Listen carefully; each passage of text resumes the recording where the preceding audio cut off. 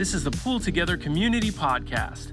Pool Together is the world's #1 no-loss prize savings account, and you can visit PoolTogether.com to deposit. You're listening to the Pool Together Community Podcast. I'm your host, Milli Yearly, aka Tim, aka I'm not caffeinated enough today, so we'll see how this plays out. And I'm here with Michael from Taho. Michael, thank you for being here on the Pool Together Community Podcast, sir. Oh, thanks for having me. Stoked. That's right. We have a real life soundboard here. Hey, so what are you doing in crypto? How'd you get here? Oh man, long time. Do you want the TLDR or like the full juicy? Listen, we got an hour, and the juicier you can make it, we're looking for downloads here. We're looking for listens. All right. Especially since we're doing it live here. So where to begin? So I first started to tumble down the rabbit hole in 2014. So I've been in the space a long time now. And at the time, the space was really Bitcoin. This was pre-Ethereum, before Ethereum was even really, I guess it was a concept at this point, but most people didn't know about it. The ecosystem at the time was really Bitcoin and some static. So I found out about Bitcoin initially from a friend of mine from college who I randomly bumped into in Lower Manhattan, some point in 2014. And like a lot of people that had gotten their hands on Bitcoin in the early days, I believe he was a little bit of a Silk Roader. No, don't quote me on that. But, that's how this friend of mine is how I first heard about Bitcoin. And it kind of blew my mind. When I was an undergrad, I got really into sort of the anthropology of money. With one of my professors was this famous sort of Deleuzian Marxist theorist, and I'd gotten pilled on, oh my God, what is money? It's a social construct, all this stuff. And I just sort of decided, okay, well, look, we have nation state issued currency. That's how things are going to work basically for the next couple hundred years during my lifetime. We're not going to really see anything change there.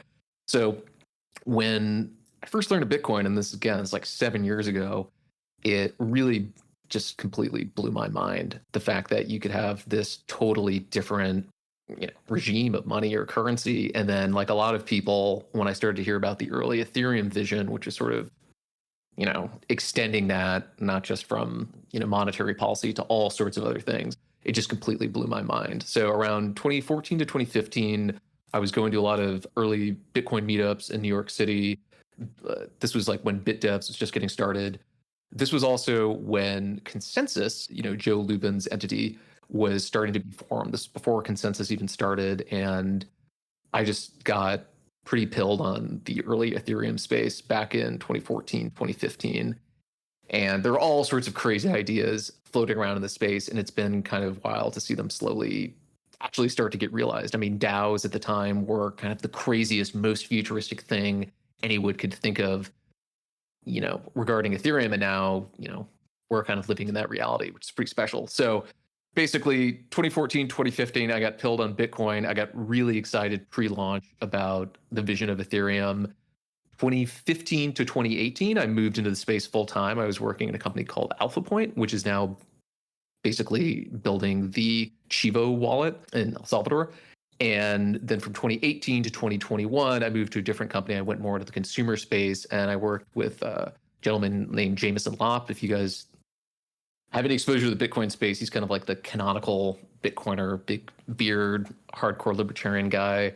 Lots of guns buried in spider holes behind his house and different places around the US. And we basically made what I think is by far the best high security multi-sig Bitcoin wallet. They're now, actually, since I've left, adding support for Ethereum, which is awesome. But around 2021, I started to get really, really interested in coming back and working on Ethereum. My mind was blown by what had happened in DeFi from 2019 onwards. And I just thought there was a really, really interesting opportunity to do something in the wallet space. And that's kind of what brought me to Thesis and the project that we're incubating now, Taho, which at the time was called Tally Ho. So yeah, that's kind of like the fast forward version of me getting radicalized by early Bitcoin and then the early Ethereum vision, and then pivoting over to full time to the space 2015, working on a B2B SaaS project for 3 years, going to the consumer space in Bitcoin for another 3 years after that. And basically the last 2 years, I've been heads down on Taho. So you got to talk about Ledger then. And we can, again, but I would just want to hear, like, when you talk about a multi-sig, like super secure Bitcoin storage wallet or something, and then we see what's happening with Ledger, which is like, hey, for the benefit of features, you can actually share a portion of your key with product or something like that. I haven't really fully delved into it, but I just see the knee-jerk reaction of like, this is garbage, we must go to other things, just like a drop of the hat. Boom, everyone hates Ledger today for some reason. So any thoughts on that?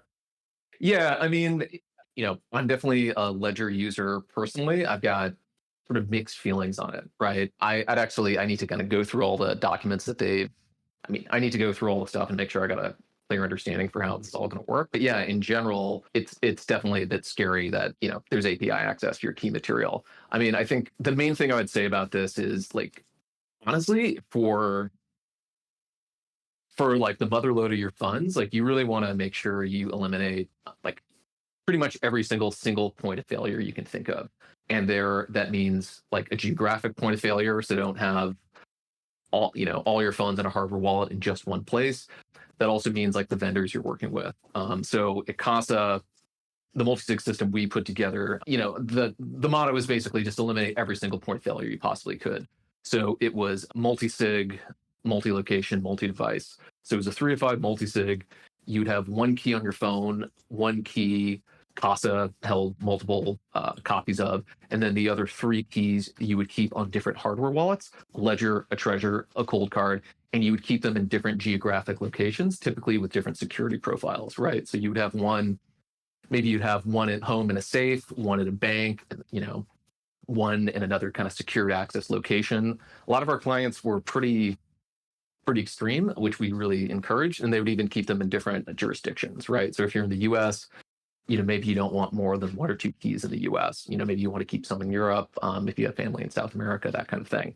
So all of which is to say, yes, I need to kind of better look at what Ledger's doing, but it certainly makes me nervous, like a bunch of other folks. But I would also say, to be honest, like, no one should be using a single hardware wallet for the mother load in general. There are all sorts of, we think the key material can never leave a hardware wallet. That's just honestly not true. Generally, if you have a fairly sophisticated attacker, there are ways to exfiltrate key material. This is a little bit scarier because you can do it programmatically, but I think it doesn't change the core advice, which is don't put everything in one device.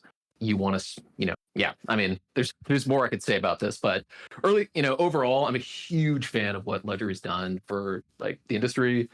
This does look a little bit scary, but I think we're also going to see a lot of experimentation over the next couple of years, trying to get where basically we just try to take the edge off self-custody in general. Like, you're seeing more and more like MPC wallets. Like, this also makes me a little bit nervous, to be honest. But the current regime of like asking users to defend their seed phrase is just, it's not going to scale for for the next 1 billion people that are going to use crypto. So it's a bit of a long, rambling response, but no one should trust just one hardware wallet or just one vendor, period. Anyway, I like the direction Ledger is heading in. It would be nice if there's maybe a different way technically they could try to get the same consumer experience they're gunning for. And listen, if you're doing all that stuff that you just said, like even jurisdiction wise, I mean, you get to put detail oriented on your LinkedIn, okay? Because that's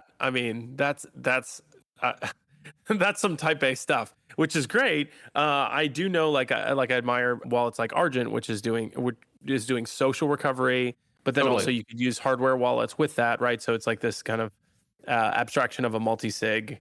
They do time-based stuff, which is really great as well. But yes, that's the whole thing is there's this drive to abstraction, but along with the drive to abstraction, there's got to be a drive for security as well. So we can't just yes, you can make everything easy to access, but that also means way more scams. That also means way more, rugs are possible, Yeah, so. Totally. I mean, the only other thing I'd flag here is I do think we're going to see a general blurring between, in the past, it's been either total custody, right? You're just sending your funds to an exchange or third-party custodian and, knock on wood, they don't lose it. Or B, you've got your seat seed phrase, etched into metal plate in a spider hole in your backyard, and redundant, backups and different. So it's either like, full custody or full self-custody. I think we're going to see those things blend a lot more over the course of the next couple of years. And I think they're going to be, a couple 2-step forward, 1-step back situations. And maybe you could put what Ledger's doing into that. But I think it's a place we need to experiment in, because I think, asking everyone to defend a seed phrase is unfortunately just a high bar. Yeah, and also like maybe just don't hold all your Starbucks Odyssey NFTs in one place, like divvy them up a little bit. That's also a single point of failure. So, Yeah. That's so interesting though. You going, Michael, from this like super secure, you said spider hole a couple times, so that I want to know. I want to know about spider holes, but to Taho, which seems to be like, the user friendly wallet, right? It's you've got a puppy. You've got a puppy as your logo. So there's like this kind of like best friend vibe that you have with your wallet. So how'd that happen? Well, so I'd say two things. We actually take security super seriously at Taho, I think as much as at Casa. But Casa, to be honest, like we try to do some of the same things there as well. So our lead product designer at Taho, or I'm sorry, at Casa, previously was one of the main designers at Tinder. So, which it's actually fun if you look at the two apps side by side, a lot of the things with just font, button weight, illustration style was actually very similar to Tinder. So Scott, amazing guy, wrote a book called Designing Products People Love. Anyone who's like an aspiring product designer, I would definitely recommend checking that out. It's like an O'Reilly book. But yeah, anyway, so the whole mission at Casa was like, how can we take the most hardcore, intense, sort of paranoid tinfoil hat, because that's how we were, approach to security, and make that like a really cute, lovable, reassuring experience, right? And we're doing something very similar with Taho. So we also, our product design lead at Taho is incredible. I don't want to dox him too much, but he was the original designer on MetaMask years ago, back in 2015, 2016. And MetaMask was, one of my favorite early crypto projects back in the day. So yeah, I mean, I guess I would say I don't see these two things as radically incompatible, but yeah, I mean, there's a very different security profile. Taho is very focused. I mean, it's, right now it's just a browser extension. Will be in other form factors at some point. I'd imagine as soon as next year, maybe even the first half next year. But it's much more about interacting with dApps and being a Web3 user. We don't encourage folks to put the mother load of their funds in Taho, right? That's where you want to use a hardware wallet. We actually do have a Ledger integration, probably be adding support for Trezor and maybe a few other hardware wallets later on. But yeah, I don't know. I mean, there's actually a few other elements to the brand as well that are going to come into focus a lot more over the course of the year. But yeah, it's basically a dog in the forest. And one thing we haven't talked too publicly about is the forest is actually a reference to Dan Robinson's piece about Ethereum being a dark forest. So we feel like, Ethereum in general, like the security landscape, can definitely be kind of a scary place. And you want to have a trusted friend, a dog, a wallet to help, look over your shoulder, make sure you're pointed towards the right opportunities, all that good stuff. So that's, I don't know, definitely something we baked into to how we think about like the wallet and how it fits into folks' lives. Yeah, I don't know. Not much more to. Oh, I've got questions. Don't get me started on Dark Forest. There's the Three Body Problem trilogy, and the second book in the series is called The Dark Forest. Yeah.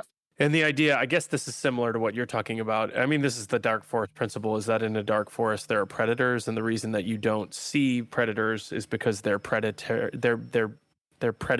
They're hunting, right? And so they're hidden, and that's the reason why we haven't discovered aliens, is because, well, of course, space is a dark forest, and there's only a limited habitable space, and so you don't want to out yourself like we are screaming into the dark night, saying, "Anybody out there?" Of course, so you can't. Anyway, so that's part of that. But I do see the star in the branding, right? There is the dog, and there are the stars, and so right. So that's also, I guess, the dark forest kind of branding as well. What else? I love this stuff. No, I've never had a conversation about branding like this. So do you have any other nooks, crannies, secrets? What about the spider holes? Okay. So yeah, a spider hole just there's we haven't thought about this, but yeah, I mean, maybe we can have an element where you're digging spider holes in the forest. And so just because this keeps coming up, So yeah, With weapons, there are assault rifles in those spider holes, which I'm yeah, like, that's a large spider hole. yeah. So for folks that don't know, I mean, a spider hole could, of course, in biology be a hole where a spider would live. But in kind of prepper parlance, a spider hole is basically, a underground cache where you can keep, supplies for when, quote unquote, the event or some kind of crazy apocalyptic event occurs, right? So you could have weapons, you could have foodstuffs, you could have seeds, you could have gold, you could have your ledger. You could have whatever in there. And so there's definitely no reason, you couldn't have a spider hole in the forest as well. Though, that's taken a little bit of a backseat to the dog art branding. But yeah, I mean, the basic idea, thanks, you had the 3-body problem is like the perfect reference there. I mean, yeah, Dan's piece in, I think it was a Medium post initially, but it's been moved to the Paradigm blog, was all about applying that concept of, hey, you don't want to signal what you're doing because if you do, predators are going to come after you. Basically applying that to the problem of MEV in yeah, totally. So you're just doing a transaction, you're going to get swarmed on by searchers. Interestingly, in doing some more background research on the dark forest theme, I also noticed that one of the co-founders of Kickstarter, I believe, Yancey, had a post about the internet in general being kind of a dark forest. Obviously, if you're just a normal user, you're not doing, MEV-able transactions. But if you're just leaving a data trail on the normal web, getting cookied, you're basically, sending up a flare and asking, ad tech giants to swarm on you, right? And in that sense, the internet is kind of a scary, dark place. And a lot of what his argument is about, and other folks have followed on about this, is the need for cozier spaces on the internet, right? And I think Facebook was trying to do these with Facebook groups, but I really think the Discord and Discord groups have emerged as like the dominant form of, kind of an enclave in internet culture. So instead of the wide open social networks like Twitter, which are kind of a battlefield of insults or, getting cookied everywhere you go in your browser, Discord is a little bit more of a safe space. So anyway, these are some of the conceptual waters that we've been playing in. It's like, what would sort of, companionship and more cozy Web3 experience look like? And how can we bring that to users inside the wallet instead of just through Discord? That's kind of a question without an answer. It's something we want to keep asking and thinking about, but it's one that's like really important to our team. A lot of the Web3 experience is pretty solitary in some ways, unless you're on Discord or on Twitter all the time, but the actual wallet UX feels pretty solitary. And if we have a community-based project, what are some ways, what are some things around like the UX paradigm that we can do to change that and make the user feel, a little bit more watched out or a little bit less isolated? Yeah, I like that idea of enclaves and thinking about Discord as such, thinking about communities as such. I think in the 3-body problem trilogy, the chess move, like the ultimate weapon, is actually revealing your opponent or revealing, so like shining the light and basically alerting everyone to someone else's position. So I'm trying to think of the crypto version of that. But as I do that, I would love to follow up with another question, which is, how does one wallet in a wallet space? Like there are these, it's the same thing I could ask like a DApp. It's just like, who's the Taho target market? Who's that enclave? What's that sweet spot for Taho? And what does growth look like? Totally. So we have a bunch of different data points on our users. So our user base is pretty international right now. I'd say it's spread pretty evenly over the Americas, Europe, and basically like throughout Asia. What I have found is that sort of like the prevailing trait is that people who are using our wallet and then becoming community members are just folks who love the idea of a user-owned wallet. And if there's one thing that folks are really passionate about, it is just ensuring sort of uninterrupted access for like to Web3 for users, regardless of where they live, right? So, I wouldn't say we're going after, the preteen market, or, we're going after, 30 and 40-year-olds in Europe. We don't think of it like that. We've got pretty broad spread, at least according to, totally optional feedback surveys that we send out in terms of, age, geographic location, all that stuff. Most of our users, for what it's worth, have been in the space for at least 6 months. I would say like 6 months to 3 years is kind of like the sweet spot. But it's users, I would say, who, I don't know, are just kind of believers, to be honest. I mean, I would put myself in that camp. Most of our core team is in that camp, but it's folks who love the idea of a wallet where, value isn't like siphoned away to investors, but is like reinvested back in the community. It's folks who care a lot about like transparency in terms of like, how is this thing run? How are decisions made? And then, yeah, like I also said, like just ensuring like, pretty durable access to Web3. That would be kind of another like core value that keeps cropping up again and again and again. We have like a couple aces up our sleeves on like the growth front that I can't totally drop now, but we are obviously a community-owned project. The formal DAO launch should be coming up pretty soon, and if you combine that with some of the ideas we have around like, okay, how can we make the Web3 experience a little less single player and a little bit more multiplayer? I don't know. Hopefully that gives a hint of some of the things that we've got in store. I think basically like once the DAO goes live, which is be pretty soon now, to be honest, we've been working towards it in public, over the last year and a half. Once that goes live, we're going to be experimenting with a lot of ways to, just make the core Web3 wallet experience feel more like you're participating in a community than just like you're farming alone in the wilderness. And we have some really cool ideas around that. And honestly, PoolTogether has been, one of the projects that we think does a good job with some of this stuff. So, And so what would be other projects that you think like that the community kind of rallies around, right? Because you're a wallet. I mean, I love that community-owned wallet, of course, like for swapping, for any sort of like fee-related thing that wallets could be engaged in. It'd be awesome to have the community benefit from that. But I'm wondering, like, what are those like?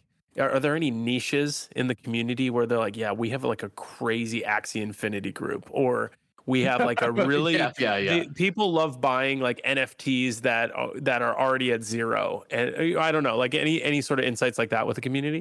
Oh yeah, that's a great call out. I mean, so I would say, I feel like that's true the ecosystem in general, but we have a lot of our users are heavy just Arbitrum optimism users, for what it's worth. So we have a great relationship with the Optimism team, community. We love what they're doing. I think compared to other wallets, a lot of what our users are doing is on L2. I think that's probably one of the biggest differences, actually. So if you look at, it's a little bit different now the last couple months because they've released some rewards. But if you look at, say, the percentage of swaps that we have on, Binance or Ethereum versus Optimism and Arbitrum, us versus, say, MetaMask or Rainbow. For the latter two, MetaMask, predominantly Ethereum and Binance. If I recall correctly, up until about a month ago, Rainbow was almost entirely Ethereum. For us, it's exactly the opposite. It's, Arbitrum and Optimism are probably historically like 80-90% of, the swaps that happen in our wallet. And you can see that on the 0x dashboard, public dashboard. All of our swaps go through 0x. That's probably the main community that's probably the main thing I'd mention in that regard. I mean, the other thing is obviously like we like dog memes. Obviously, there's just like a shocking amount of dog stuff. And also I found that a lot of our most dedicated community folks, like our moderators, everyone unsurprisingly has at least like one dog. Some people have like 3 to 4 dogs. It's actually kind of shocking. I mean, I live in New York, so that's very ambitious, but same. Yeah. I love dogs. I love all animals. I am a cat. I have many cats and by that fact, it's hard to have dogs, but I like dogs. How many times, like, is Who Let the Dogs Out like forbidden, right? Are you past that? Like, you can't make any sort of reference to that, obviously. Oh my God. What? So have you been on any of our community calls? No worries if you haven't, but wait, sorry, what? No, I have, but I came late. But are you saying that like that you play that song all the time? Yeah. So there was a period, a season. Yeah. There was a period of time where before the community call started, like Who Let the Dogs Out was just on loop, and people that started showing up later for the call. Exactly. So Who Let the Dogs Out? I don't know. We may bring it back at some point, but but we've taken a break from it for a little while. It's so funny that like that stuff can just get old, but then like there are TikTok songs or there are meme songs that will never get old. Like Pump It Loom Dart, everybody always plays it. Like they're just these things that like there's like a I don't know, a popular song, and I guess maybe it has achieved meme status. I mean, we're getting into the philosophy of tech here now. I know what is meme status like. So I want to ask you a question about that. Who is your favorite pop philosopher? I just creeped you on Twitter, so I looked at your Twitter bio and says that you did philosophy of tech. So I love philosophy as well. So I wouldn't say he's a philosopher per se, but the person that comes to mind who I'm most excited about right now is actually. Let me make sure I get his name. You're gonna say Slavoj Žižek, aren't you? You know what? Actually, he is. I do recommend his movies, but no, I would actually say there's a sociologist from Stanford named Fred Turner who I'm really, really into now. He wrote a book in, I don't know, maybe 10, 15 years ago that I'm about halfway through called From Counterculture to Cyberculture. And it's all about how basically early computing culture in the 60s and even some extent the 1950s came out of and sort of interrelated with like the hippie movement, like the counterculture movement. And it's all about the transformation of like how computing started out and, like really in like the early 60s being seen as like, this cold instrument of the Cold War and the nation state to becoming more, a way for like a tool for people who wanted to, opt out and create a new type of society. Probably the most obvious example in popular culture of like the computing industry ripping on themes from the counterculture is just Apple, like it's almost painfully obvious, but it's actually like a pretty remarkable translation. So a lot of that book is around how, folks living in communes and, the Stuart Brand, who started Whole Earth Catalog, really kind of got computers into the hands of hippies, and it really changed our sense of like what computing is and what it could do. And obviously a lot of that trickles down into the crypto space, right? Like a lot of what we're thinking about is like, well, how can we design new types of communities, new types of monetary systems, something that's not quite a country, not quite a, I'd say DAOs are kind of like somewhere in between small companies and small countries, right? That's the way they're trending probably over the next 10 to 20 years. So you see a lot of these things in crypto, and just digging into some of the history around that has been kind of mind-blowing. So yeah, Fred Turner, From Counterculture to Cyberculture, that's one of the things I'm probably most interested in now. Love that. I love that. Also, just me from the maybe outside, I come from nonprofit marketing professionally. Oh, cool. But I do like, music, and I do a lot of things. I have ADD, but there's I always wanted to get into tech. And so for me, that was like Web 2 tech up until a certain point. And then like when I got into crypto and like full-time November 2021, I was like just surprised with the community aspect of it, like how community wins. And of course that makes sense to me, but for me, coming like as an outsider, as somebody who is like into like always on the bleeding edge of tech, but like not in the tech industry, and had been rejected from jobs specifically because I had not been in tech. And then when I'm in like tech, but like crypto tech, it's like, oh my gosh, everything is relationally based here. It's all about like what you said about these like safe spaces, these communities, these enclaves, and then how technology can accentuate the experience of that community and how it can serve that, or how you can band together to do that. I guess that's what this is. I mean, that totally makes sense, putting the computer into the hands of hippies, which would seem like some sort of like anti-computer system. And even going to East Tokyo, going to this hackathon, my very first one, got to participate. Cool. And then seeing like, oh, everybody's nomadic and this is their community and this is what they're doing with their lives, is like going to these hackathons and just like putting stuff together, but seeing the community aspect of that and how much that is very, I don't know, to an outsider, to like my mom, that would be like, oh, that's so weird. I would think it was very people just down in their monitors, and how the community is so vital to all of this is. So I guess Fred Turner, I can read this book and enlighten myself even further in this aspect. Love that. No, it's interesting stuff. I mean, yeah, what you're describing with the conference nomads. I mean, yeah, it's digital vagabonds, not, instead of following, following the Grateful Dead or whatever folks are going around, Right. following the, Ethereum conference circuit. Yeah. But the same thing. Yeah, but the thing that's a trip is like the hippies actually were pretty high tech in some ways. Like, yeah, there's a huge back to land side of this, but there were, but they were, they had geodesic domes. They had ham radios. Yeah. They had like methods of communication. This is so.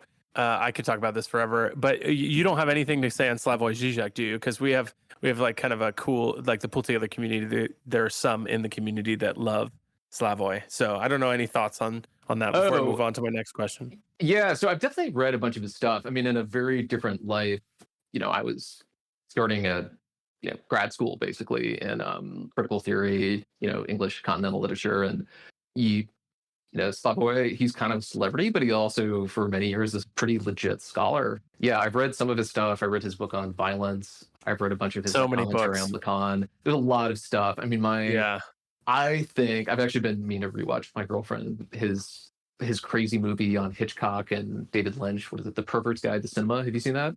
No. I've only watched his YouTube clips, and I have a bunch of his books that I've read like pieces of. But no, I need to. Now I'm like, oh, he's got movies. I'm on that. No, this movie is amazing. I think it's easily the best film on films that I think I've seen ever. So it's him going through, giving his commentary on different movies. I think he talks about E.T., he talks about everything, but a lot of it is sort of, David Lynch and Hitchcock. But the way they set it up is they recreate a lot of the sets.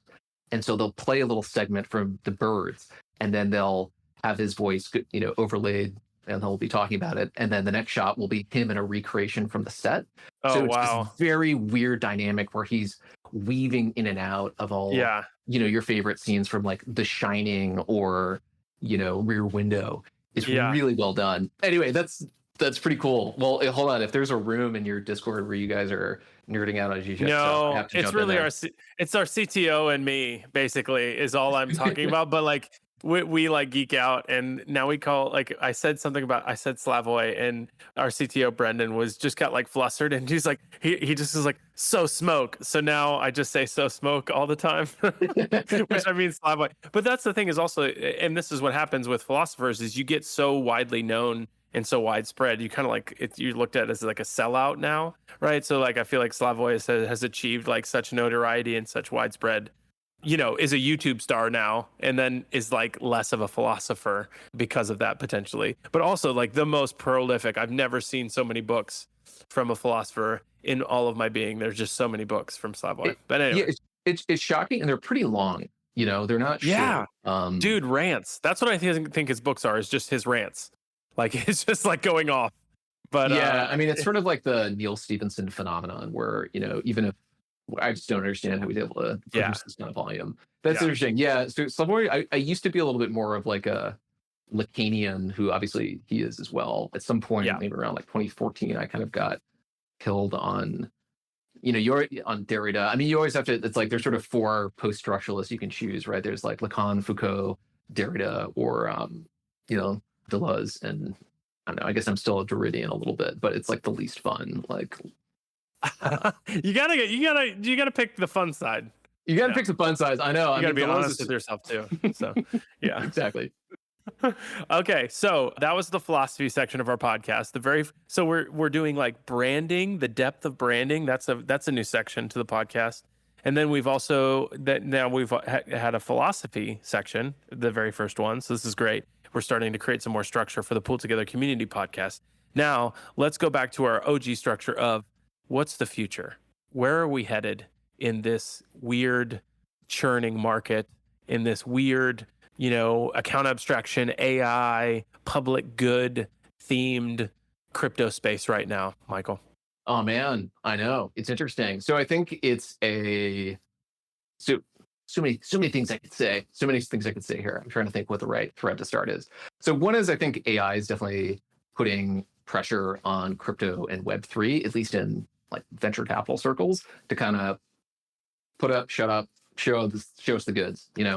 there's definitely, we definitely don't want to seem like, a fad that didn't make good on its promise, right? We don't want to be 3D printing, as it were, right? Remember, Oh, 8 dang. years Shots ago, fired. shots fired, right? We don't want to be, oh my God, this thing that's going to revolutionize all manufacturing. And then, oh, actually, what happened to that, right? I guess MakerBot's doing okay and maybe got acquired. I don't remember. We want to avoid that outcome, right? And so much like VC excitement, I mean, in California, but kind of broadly, is just moving from kind of Web3 to AI, right? So I think we really, as an industry, like it's time to like double down and like actually make good on a lot of things that, that we're all here for. I think we can do it. I mean, that's why I'm working on the project that I'm doing. But I think there's definitely been like a very different kind of conversation, right? So that's one thing. So what do I think is going to happen over the next couple of years? I mean, I think we're going to continue to be in like a sideways market, definitely through the end of this year. Maybe it'll go down a little bit, maybe it'll go up.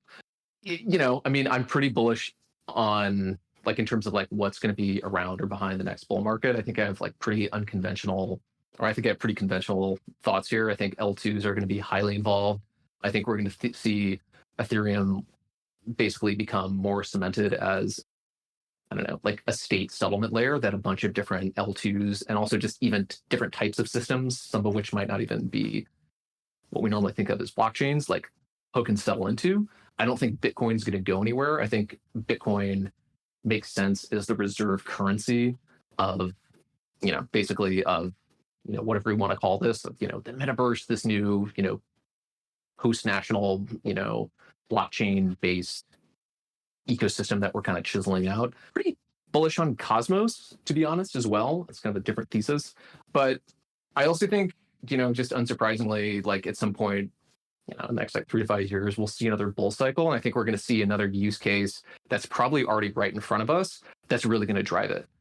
Like NFTs around for a really, really long time, but it wasn't until 2020, 2021 that they really expanded everyone's, understanding of, what crypto was, right? It was the first, obviously, like people buy and sell NFTs, they trade NFTs, but they're not, financial the same way that just tokens are. So I think we're going to see another use case like that. The smart money would be that it's going to be something related to identity, social networks, gaming, or probably a mix of all three. So I think there's going to be some kind of emergent use case, the beginnings of which we're already seeing now, that's really going to dramatically expand the field for like what the ecosystem is about, right? Last thing I would say, I guess, is, on the AI front, I mentioned like, a lot of VC interest has turned there. I mean, I think like, there are very different types of technologies. I think I'll maybe leave with this thought. A friend of mine who's like probably one of the best acupuncturists in New York actually was really, really interested to know my thoughts on AI, a couple months ago. And he felt like, from his perspective, not as someone who worked as tech, he was like, he says, what's happening in AI? This is the beginning of sort of, I could see the outline of a digital totalitarianism. I was like, yeah, that's fair. And for him, he really thought like, well, I could see, crypto and these decentralized systems as sort of, the one sort of viable alternative to that. And so that might be stating it a little bit more dramatically than I would, but I do think there is something true. I think we're going to see like interesting ways in which crypto and enclave communities act as a sort of counterweight or refuge to this sort of, more, data centralizing, AI system. So pretty scattershot approach, but I mean, in general, something with social networks, something with gaming, something with identity is going to come together in a really, really interesting way. I think over the next few years, I'd expect another bull market in not too long. I don't think Bitcoin and Ether are going anywhere. And I think we're going to see some really interesting and unexpected ways that existing trends with AI and crypto, I don't know, come into harmony and also into conflicts with one another. So I think it's going to be, I don't know, exciting stuff. And then who knows what's going to happen geopolitically while all this is taking place. I mean, that's where it gets really weird, right? Yeah, one thing that you said, I mean, and this is the credentialing part, is having the on-chain and the off-chain work together. So still doing the decentralization. So and like Taho.xyz, it took me a couple conversations with them to get it, to be like, oh, so like when I pick my t-shirt size as a credential, I can choose to like reveal that and make that public or not, or I can like gate that. I can. So there are just ways of like, oh, okay, yeah, and I don't have to pay gas for that. That's awesome.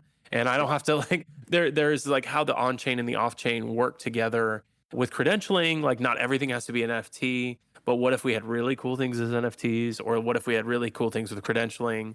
And yeah, so that interaction I think has been very interesting to me as well. But I appreciate your feedback. That was really insightful, and yeah, got the neurons firing.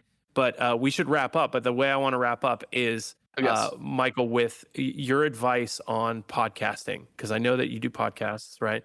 I could just hear it in your voice. So do you have any tips on making a successful podcast in this day and age? Yeah, I mean, I think just book awesome guests and have, 5 to 10 awesome questions.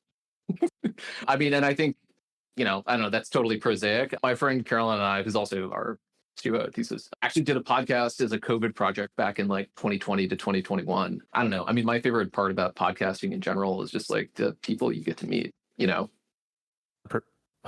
Yeah. The thing that worked for us was just, it would be so easy to like just get into the flow of the conversation, then kind of black out and be like, oh my God, what do we even talk about? So I don't know. My podcasting advice, it sounds like you're already doing it, is just have, 5 to 10 questions that can get the conversation right back where you want to be, and drop them. But I think you guys are doing an awesome job already.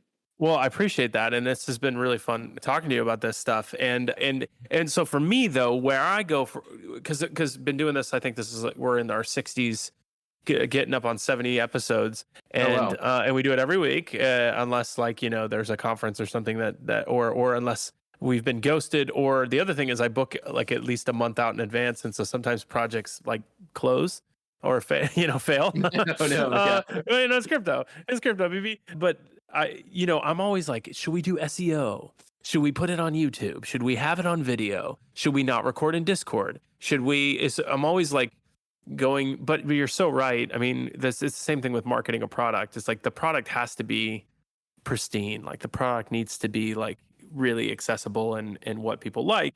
And then this other stuff like SEO and the platforms that you put it on and everything accentuates that. But it's like focusing on like the booking and the podcast prep and the actual conversations that we can have. It's tough because what we found is we did. I think we only did like 10 episodes or something. But one of our episodes with Daniel Schmachtenberger was over half of our total listens, So you never know which episodes are going to take off. The other thing that I found is I always thought, okay, wow, we interviewed Jameson on this podcast. He's got 200, 300,000 Twitter followers. When he retweets it, we're going to get a huge flood in. What I've sort of learned, partially from my own experience, then partially from talking to folks, is you just got to get on lists, got to get on a list. What are the best, 10, 20 crypto DeFi projects or podcasts? Because otherwise the stuff on social is just like too transient to really like convert. That's what we found. Oh, wait. Get on lists. Like just go to, okay. I'm like, wait, there's lists. So you mean people have, like you want a Google search. Yeah, exactly. Yeah. So ideal scenario would be someone's like, okay, what are the top 10, someone Google's best crypto community podcast, and people are going to have all sorts of listicles around that. And, if you're on those, that nice. Like just pays dividends. Nice. Okay. So if I can't get on some, then I'll just manufacture my own, right? And then just exactly. SEO those. That's like, right. All right, we got a job for the Growth Guild. That's right. Listicles, lists. So very cool. Very cool. But you guys got a massive, inbuilt community and stuff too. So yeah. I think it's super smart also to do it on Discord. We would always record ours. I think it's smart. Yeah. So we would record ours just using Zencaster or something, and then just put it down on Spotify and Apple after. Yeah. Well, I'm thinking like video, but then like the thing about like this is I can just send people a Discord link, they show up, and then, whatever mic they're using, it's fine. And we can go. And then, and then sometimes people bring in like crazy amounts of community and there's like a lot of questions and it gets really cool. I don't know. Yeah, I like this, but I always doubt the Discord thing too. I'm like, oh, we should probably do this like on video or whatever. So I appreciate that. The other thing that's helpful is like when I have a conversation with somebody, like just random person, and they're like, oh, hey, I've been listening to your podcast. And I'm like, what? So I know. like when that happens, it's just like the wind is in the sails. It's like, okay, I can do another 40 episodes off that, just being helpful to somebody. So, That's but awesome. yeah, but listen, having the awesome guests, we got that unlocked today. So thank you, Michael, for being our awesome guest on the Pull Together Community Podcast. I'm like user fan of PoolTogether. We love what you guys are doing.